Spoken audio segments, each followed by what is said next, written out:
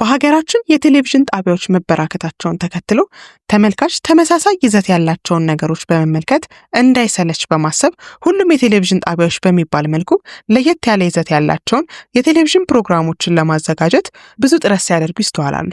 ከነዚህም ጣቢያዎች መካከል እንግዲህ ከሚዲያነት በቅርቡ ወደ ቲቪ ቻናልነት የተቀየረው አባይ ቲቪ ተጠቃሹ ነው። በቅርብ ጊዜ እንደመመስረቱ ሳይሆን በያዛቸው ልዩ ልዩ ይዘት ባላቸው ፕሮግራሞቹ የሰውን ቀልብ መሳብ በመቻሉ ከ18 ዓመት በላይ ያገለገለውን የኢቢኤስ ቻናልን እስከ መገዳደርም ደርሷል። ታዲያ ይህ የቴሌቪዥን ጣቢያ ከሚያቀርባቸውና የህዝቡን ቀልብ መግዛት ከቻሉ ዝግጅቶች ውስጥ አንዱ ሰከላ የተሰኘውና በአርቲስት ትዕግስት ግርማ ዝግጅት አቅራቢነት የሚመራው ፕሮግራም አንዱ ነው። ይህ ዝግጅት ከተጀመረ ጊዜ አንስቶ እስከ ቅርብ ሳምንታት ድረስ በፕሮግራሙ አቅራቢነት ዘልቃም ነበር። ከቅርብ ሳምንታት ወዲህ ግን ከዚህ ቀደም በኢቢኤስ መዝናኛ ፕሮግራም አቅራቢነት የምናውቃት ራኬብ አለማየሁ ዝግጅቱን ስትመራ በማስተዋላችን ይህ ጉዳይ እንዴት ነው? ትዕግስት ረፍቶታ ነው ወይስ ከአባይ ቲቪ ተባራ ወይንስ ደግሞ በፍቃዷ ወጥታ የሚለውን የአብዛኛውን ህዝብ ጥያቄ ተመልክተን ለዚህ የሚሆን ምላሽ ይዘንላችሁ መጥተናል። አብራችሁን ቆዩ። ተወዳጇ አርቲስት ትዕግስት ግርማ እንግዲህ የተወለደችው በጌዲዮ ዋና ከተማ በሆነችው በዲላ ሲሆን ገና በጨቅላነቷ ከዲላ ወደ ጂንካ ከዛም እንግዲህ ወደ አዲስ አበባ መጣ በልዩ ስሙ ዘበኛ ሰፈር በሚባለው አካባቢ አድጋለች። ዘበኛ ሰፈር እንግዲህ የክቡር ዘበኞች በብዛት የሚኖሩበት አካባቢ በመሆኑ ነው አጠራሩ በአጭሩ ዘበኛ ሰፈር ተብሎ የሚጠራው። ልጅነቷ እንደ አብዛኛው ኢትዮጵያዊ ኑሮ በችግር የተፈተነ ነበር።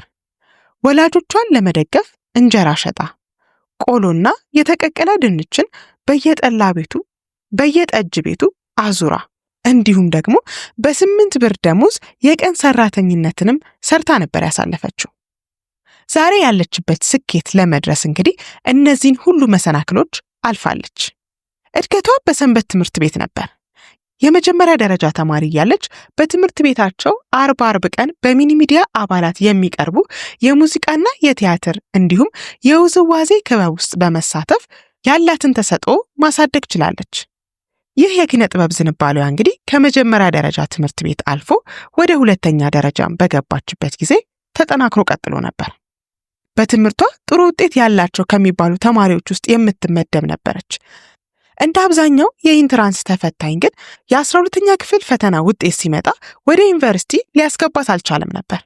ትዕግስት አስተዳደጓ ብቻ ሳይሆን የፍቅርና የትዳር ህይወቷን ቢሆን ምሳሌ የሚሆንና ሌሎችን ሊያስተምር የሚችል ነው። ከሃይስኩል ጀምሮ እንደ ጓደኝነት የጀመረው ቀረቤታ አድጎ ወደ ፍቅር ተቀይሮ አሁን 4 ልጆችን ለማፍራት በቅተዋል። ግንኙነታቸው ከጓደኝነት ወደ ፍቅር የተቀየረው በሚገርም አጋጣሚ ነበር። ይህ ኢትዮ ፕላስ ነው። ወዳችሁና ፈቅዳችሁ ስለምታደምጡን እያመሰገንን ለቻናላችን አዲስ የሆናችሁ የቻናላችን ተከታታዮች ቻናላችንን ሰብስክራይብ ማድረጋችሁንና የደውል ምልክቷን መጫናችሁን አትርሱ እያልን ዛሬ ወደ ያዝንላችሁ መረጃ አቀናን። የሁለቱም የጋራ ጓደኛቸው የሆነ አንድ ልጅ ትዕግስትን ይወዳት ነበር። እናም ለመንገር ፈራ ተባ እያለ ይህንን ጓደኛውን ያማክረዋል። ማለትም አሁን የትዕግስት ባል የሆነውን ግለሰብ ማለት ነው። ከኔ አንተ ለመናገር ደፋር ስለሆንክ እባክህ እንደምወዳት ንገርልኝ፣ የፍቅር ጥያቄን አቅርብልኝ ብሎ ይልከዋል።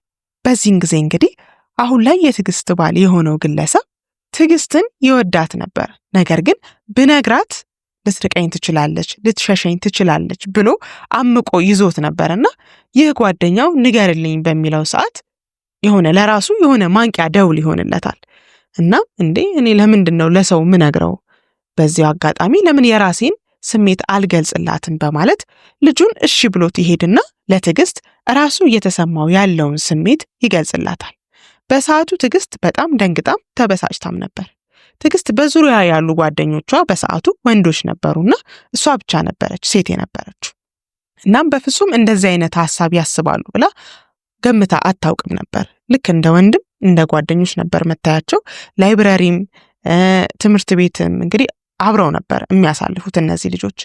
እናም ይሄ ጥያቄ በሚቀርብላት ሰዓት በጣም ተበሳጭታ በጣም ተናዳ ሁለተኛ አጠገቧ እንዳይደርስ አድርጋ ነበር የተጣላችው። ከዛ በኋላ እንግዲህ መራራቁ አግባብ እንዳልሆነ ተሰምቶት በቃ የፍቅር ጥያቄውን ትቼዋለሁ፣ ነገር ግን በጓደኝነት እንቀጥል፣ ከምንራራቅ በጓደኝነት መቀጠሉ ይሻላል ብሎ ያማክራትና እንደ ድሯቸው በጓደኝነት ይቀጥላሉ። ነገር ግን ከጊዜ በኋላ ይህ ስሜት እንግዲህ እሷ ጋም እየተንጸባረቀ ይመጣና እሱም የዩኒቨርሲቲ ተማሪ ከሆነ በኋላ ሁለቱም ተስማምተው ወደ ፍቅር ግንኙነት ይገባሉ። በመጨረሻም እንግዲህ አሁን ያሉበት ደረጃ ሊደርሱ ችለዋል። ይህ ኢትዮ ፕላስ ነው።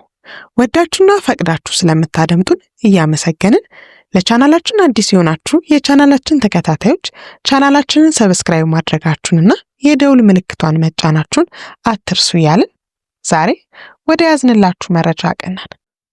ወደ አባይ ቲቪው ጉዳይ ስንመለስ እንግዲህ ትዕግስት በሰከላ ዝግጅት ላይ የተለያዩ እንግዶችን ጋብዛም ነበር፣ ከታዋቂ እስከ አዋቂ ሰዎችን። ነገር ግን አንዳንድ ጊዜ በሚጋበዙ ሰዎች ሳቢያ ብዙ ትችቶች ይቀርቡባት ነበር፣ በተለይ በቲክቶከሮች ጉዳይ። አርአያ ሊሆኑ የሚገቡ ሰዎች እያሉ ይህን ያህል የረባ ስራ ያልሰሩ በስራቸው መልካምነት የማይወሱ ሰዎችን እንዴት ታቀርባለች? አሁን ከነዚህ ሰዎች ሰው ምንድን ነው የሚማረው? የሚሉ ብዙ ትችቶች ቀርበውባት ነበር።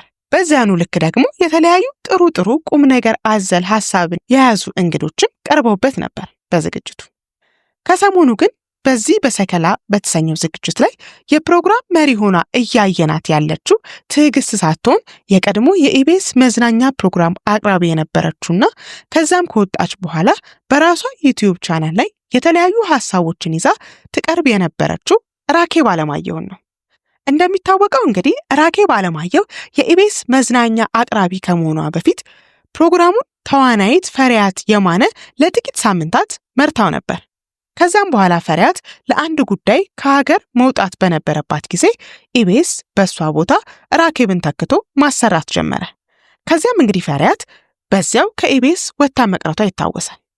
ይህም ጉዳይ እንግዲህ አሁን ላይ በአባይ ቲቪ የተደገመ ይመስላል። በእርግጥ ቲጂ ለስራ ከሀገር አልወጣችም እና ታዲያ ምን ተፈጥሮ ነው ብለን ለማጣራት ባደረግነው ጥረት ውስጥ ያገኘነው መረጃ ይህንን ይመስላል። የአባይ ቲቪ ማኔጅመንቶች የሰከላ ፕሮግራም ዝግጅት አቅራቢ በሆነችው ትዕግስት ግርማ ላይ የተለያዩ ተቃውሞዎች እየደረሰባቸው ስለሆነ ይህንን ተቃውሞ መቋቋም ባለመቻላቸው ትዕግስትን ከስራ አሰናብተዋት ራኬብን በቦታዋ መተካቷን ሰምተናል። እንግዲህ የሰው ሁሉ አስተያየትና አመለካከት የተለያየ ነው። ሁሉንም ሰው ማስደሰትም ሆነ ሁሉንም ሰው ማስከፋት አይቻልም።